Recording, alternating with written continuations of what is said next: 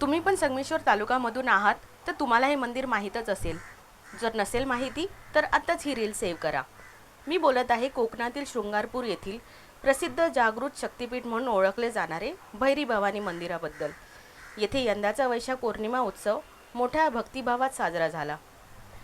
शृंगारपूर हे गाव संगमेश्वरपासून सुमारे 18 किलोमीटर अंतरावर असून या ठिकाणचे मूळ मंदिर प्रचितगड किल्ला या डोंगरी किल्ल्यावर वसलेले आहे. पण भक्तांच्या सोयीसाठी पायथ्याशी नव्याने मंदिर उभारण्यात आले आहे. हे मंदिर सुमारे 400 वर्षे जुने असून सूर्याजी सुर्वे यांची कुलदेवता म्हणून ओळखले जाते. तसेच येसुबाई यांचे माहेर शृंगारपूर येथे असल्याची ऐतिहासिक नोंद आढळते. स्थानिक श्रद्धेनुसार भैरी भवानीला न्याय देणारी देवी म्हणून ओळखले जाते. भैरी भवानी ही दुर्गा देवी, लक्ष्मी देवी आणि सरस्वती देवी या त्रिशक्तींचे एकत्रित रूप मानली जाते.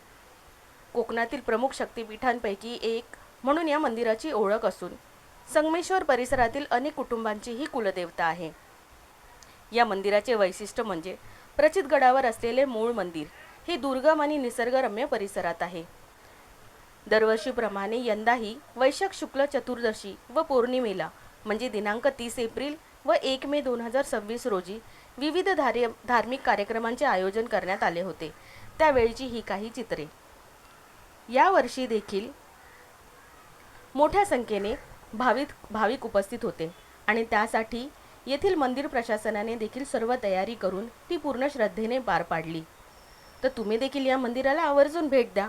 आणि जर तुम्ही अद्याप इथे आला नसाल किंवा तुम्ही इथे येऊन गेला असाल तर तुमचा अनुभव देखील कॉमेंटमध्ये नक्की मेन्शन करा. आणि ही रील सेव्ह करा आणि तुमच्या प्रियजनांसोबत शेअर करा आणि चॅनेलला सबस्क्राईब करायला विसरू नका.